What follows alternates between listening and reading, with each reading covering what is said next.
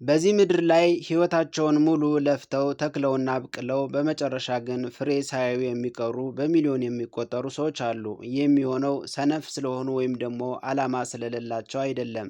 ይልቁንም የገነቡትን ታላቅ ሕንፃ በገዛ እጃቸውና በምላሳቸው ስለሚያፈርሱት ነው። ውድና የተከበራችሁ የቻናላችን ተመልካቾች ወደ ከፍታ የሚወስዳችሁን መንገድ ለመቀላቀል ይህንን ቻናል ላይክ እና ሰብስክራይብ በማድረግ ቤተሰብ ሁኑ። ታዋቂው ፈላስፋ ቤንጃሚን ፍራንክሊን በአንድ ወቅት እንዲህ ብሎ ነበር፣ ምስጢርን በጥንቃቄ መያዝ የሚችሉት 3 ሰዎች ብቻ ናቸው። ከነሱ መካከልም ሁለቱ ከሞቱ ብቻ ነው። ይህ ጥቅስ እጅግ ፍርሃትን የሚያጭር ቢመስልም የሰው ልጅ ተፈጥሮ ፍንትው አድርጎ የሚያሳይ እውነት አለው። በሕይወታችን ውስጥ የምንናገረው እያንዳንዱ ቃል ወይ ድልድይ ይሰራል ወይ ደግሞ የገነባነው ግንብ ያፈርሳል። ብዙዎቻችን ጓደኛ ያገኘን መስሎን ወይም ደግሞ ደስታችንን ለማካፈል ብለን የልባችንን ከፍተን ለሁሉ አውጥተን እንናገራለን። ነገር ግን ዛሬ የወረወርነው ቃል ነገ በእኛ ላይ የሚተኮስ ጥይት ሆኖ እንደሚመጣ አንዘነጋውም። በዚህ ቪዲዮ የሰዎችን ውድቀትና ለጸጸት የዳረጉ የቅርብ ለሚሉት ሰው እንኳን ማካፈል የሌለብንን 7 ወሳኝ የግል ምስጢሮችን በዝርዝር እንመለከታለን። ይህንን ቪዲዮ እስከ መጨረሻው ከተከታተላችሁት ሕይወታችሁን ከጥፋት የሚጠብቃችሁ ታላቅ ትምህርት ታገኛላችሁ። በሕይወታችሁ ፍጹም ጥንቃቄ ልታደርጉባቸው የሚገቡ 7 ምስጢሮች ውስጥ በአንደኝነት ደረጃ የምናገኘው የወደፊት ትላልቅ እቅዶችና ግቦችን ለሰው አለመናገር ነው። የሰው ልጅ ትልቅ ስህተት ገና ያልጨበጠውን ያስኩት ብሎ መጮህ ነው። የወደፊት ትላልቅ እቅዶችና ግቦችን መናገር የለብንም። የሰው ልጅ ትልቁ ስህተት ገና ያልጨበጠውን ያስኩት ብሎ መጮህ ነው።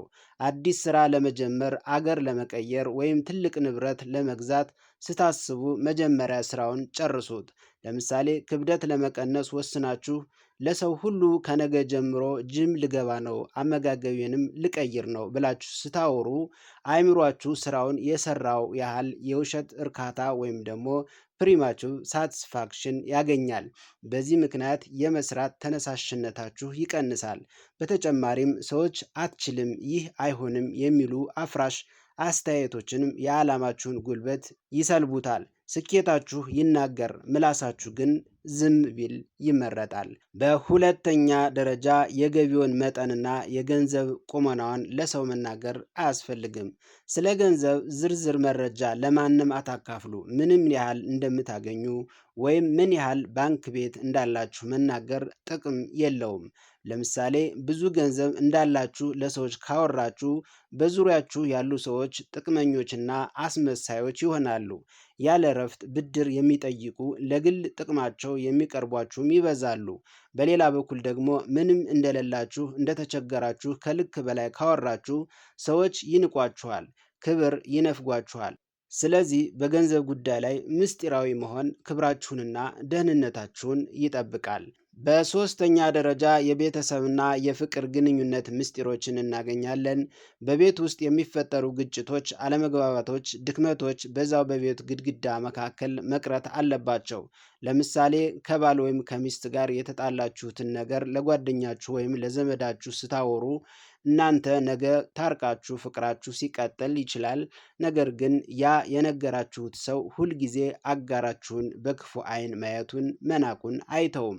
የቤታችሁን በር ከፍታችሁ ምስጢራችሁን አደባባይ ላይ አታውጡ። አራተኛ ደረጃ ያደረጋችሁትን መልካም ስራዎችና በጎ አድራጎቶችን እናገኛለን። ለሌሎች ለመርዳት ያደረጋችሁትን መልካም ነገር እንደ ምስጢር ያዙት። ለአንድ ምስኪን የሰጣችሁት እርዳታ ለሰው ሁሉ ማውራት ያንን ያደረጋችሁትን ለሰውየው አስባችሁ ሳይሆን ለራሳችሁ ስምና ዝና እንደሆነ ያሳያል።